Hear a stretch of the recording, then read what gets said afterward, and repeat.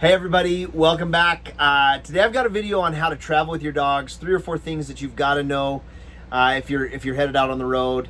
I actually recorded all of this footage about 18 months ago, and then it just never made it into the editing room. I was putting stuff into like a long-term storage, transferring stuff over to hard drives about a week ago, and I came across this this folder with all this unedited footage in it. As I went through it, shelf life's good. All the information's still really important.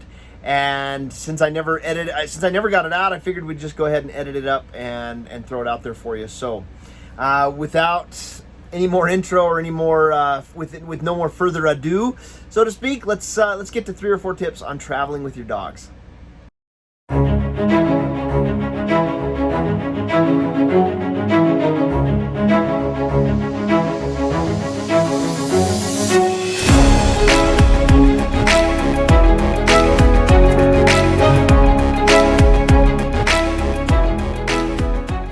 Today, I'm on a little bit of a road trip with 3 dogs. It's 3 versus 1. The first thing you're gonna need is some extra time because you're gonna need to stop and let your dogs run around, play, let them go to the bathroom, stretch their legs.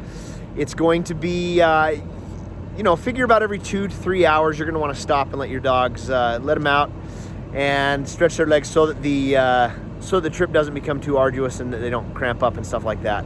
So that's the first thing you need is extra time. The second thing you're gonna need is something to play with. Here's my Chuck It. And the nice thing about having something like this to play with is that you can run your dogs, get them to burn up a little more energy a little bit quicker. So you don't have to spend as much time as if you're just waiting for them to wander around and mosey around on their own timetable. So I'm gonna go out and play with Odin for a minute, and then I'll get Lady out. You ready? Odin, ready? Go get it.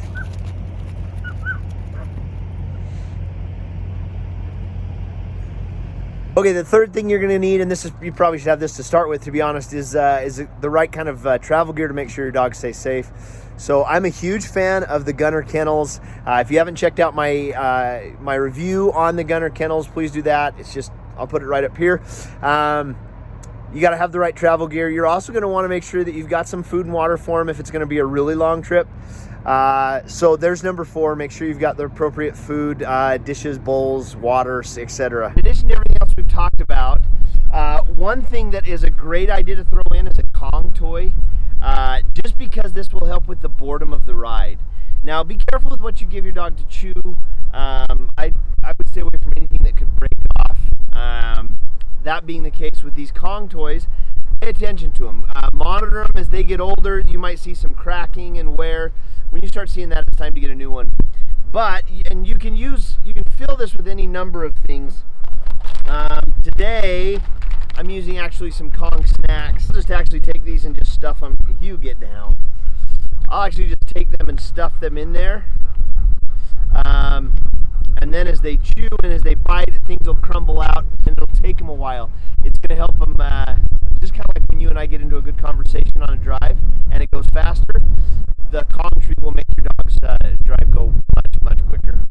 Hey, I hope that was helpful. The next time you're traveling with your dogs, keep these tips in mind. Make sure that you're getting your dogs, especially the adequate breaks. Nothing will be more miserable for your dogs than keeping them in their crates for way too long.